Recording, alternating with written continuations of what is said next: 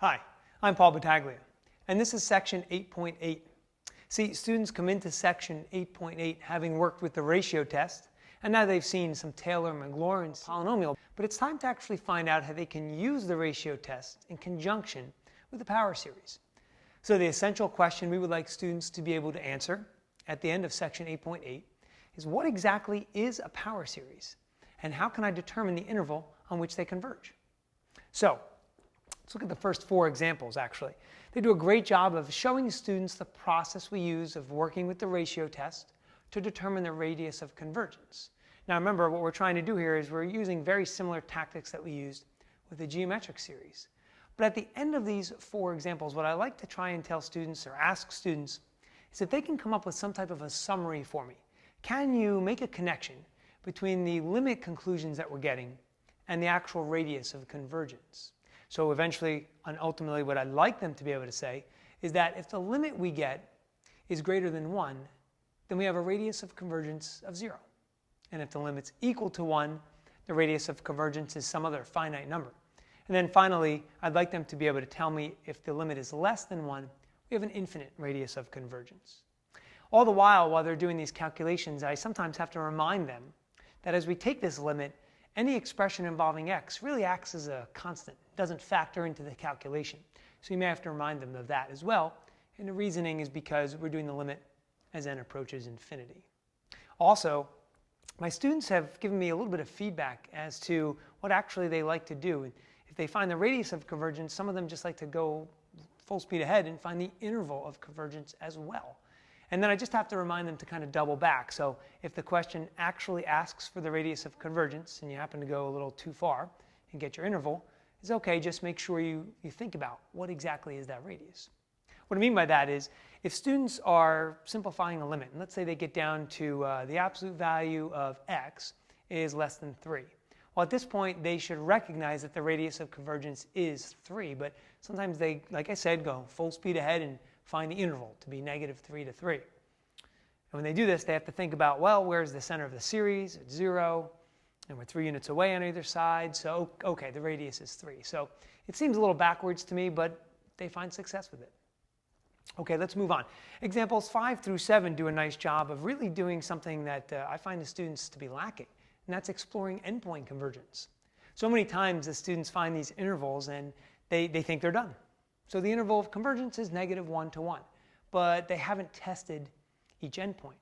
This is where prior knowledge of those tests we talked about earlier in the chapter is critical. Knowing how to deal with alternating series or p-series is really going to factor in here when we test each endpoint. And while we're here, we might as well talk about a common error and assumption. Students often assume that, okay, now that we have to test the endpoints, either they're both to be included or neither of them are to be included in our interval. And obviously that's not always the case.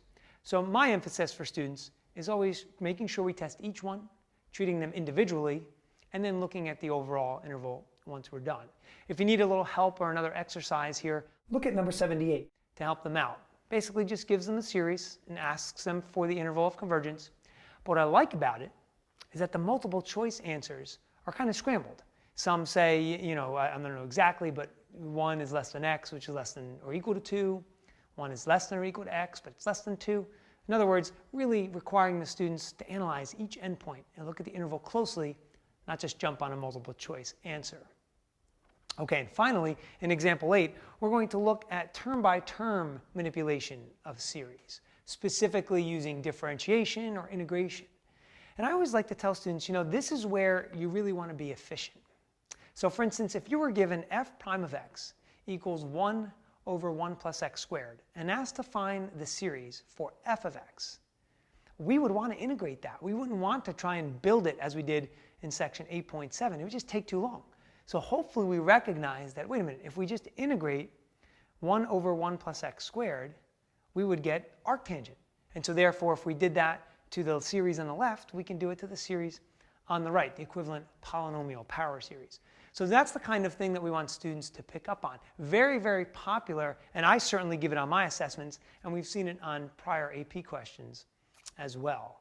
Okay, so let's finish up talking about some common mistakes and even some other things that your students can do to feel a little bit more prepared for these kinds of questions. So it is common, as we said, to mess up the endpoints in the interval of convergence. So that's something we want to look for. Believe it or not, a lot of my students have trouble remembering that a series doesn't always have to be centered at 0. So watch out for that. And what's funny sometimes is the algebra gets in the way. Simplifying some of these expressions through the ratio test process can be a little bit mysterious sometimes. So for instance, if a student has n factorial over n plus 1 factorial, sometimes they have trouble realizing that that actually gets them down to 1 over n plus 1.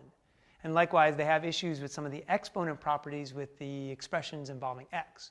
So for instance, if they had x to the n plus 1 over x to the n, they sometimes miss the idea that that's just x once we subtract those exponents. So look for those kinds of things. Now, what you can do at the end of this section is and really the next couple sections, is really start to put a bunch of different concepts from series together into one question. So sometimes my students will walk in or exit the class having to do a 3 or 4-part problem. And I might be asking them any number of things. So tell me how many terms are necessary to satisfy a desired error.